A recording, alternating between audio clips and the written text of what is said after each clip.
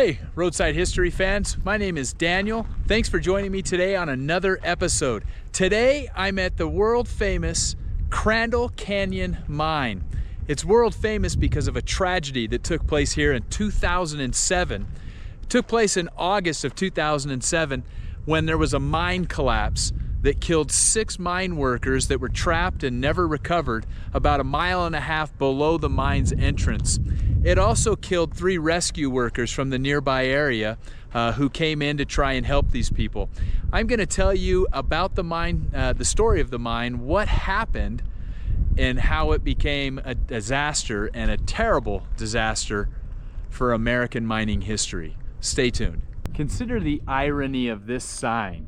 As you're driving into the mine, you see the pride and performance here on the mountainside, Crandall Canyon Mine. What a shame this situation was. These poor 6 miners who lost their lives, and then 10 days later, these 3 rescue workers. It's a horrible situation and it all could have been avoided. This story made national headlines, actually made worldwide headlines, because of what happened and how it transpired, and the way that the individual conducted himself that was the owner of the mine was interesting, to say the least. This mine had been bought and purchased multiple times over the last roughly, 100 years or so. And it was an incredibly productive mine.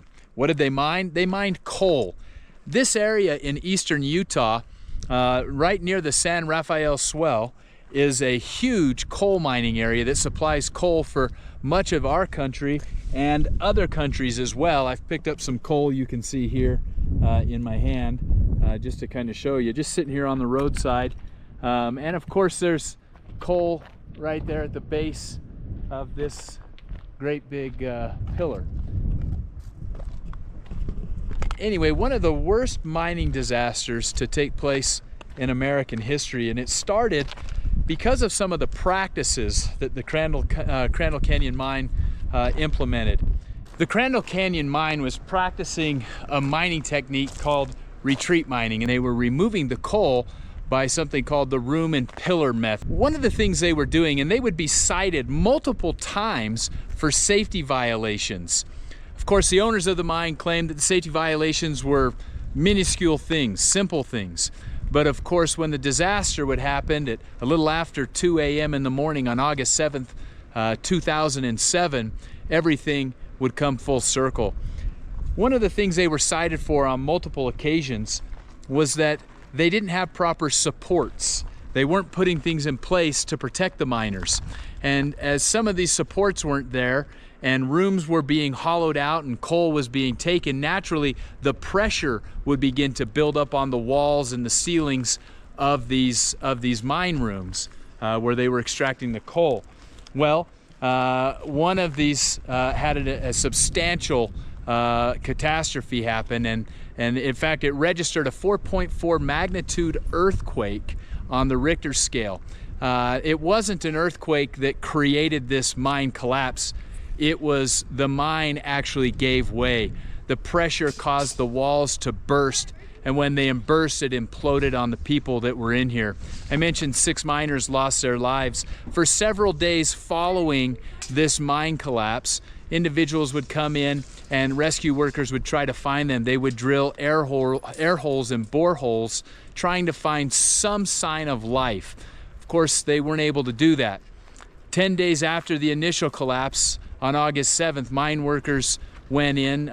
recovery workers went in trying to locate these miners to no avail, as walls collapsed on them, killing 3 of them and injuring 6 others. Interesting enough, when coal is extracted from the mountainside, it comes across this conveyor and it dumps right into this, it's almost like a silo.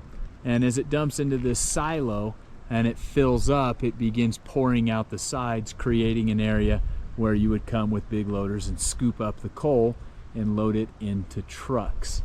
But again, let me continue to walk you around this area and show you the mine. The area surrounding the Crandall Canyon Mine is absolutely beautiful. You're in the mountains to the west of a small town called Huntington, just west of the San Rafael Swell. There's beautiful rivers and mountains and trees and wildlife all in this area. Such a beautiful area, but such a massive tragedy. The unfortunate deaths of these miners and rescue workers could have been avoided. In fact, in July of 2008, the mine was fined $1.85 million for the collapse. The government also fined Genuel Resources $1.34 million for violations that directly contributed to the deaths of the 6 miners. Thanks for joining us on this episode of Roadside History. Stay tuned next week for a great story on one of America's most famous mountain men, John Coulter.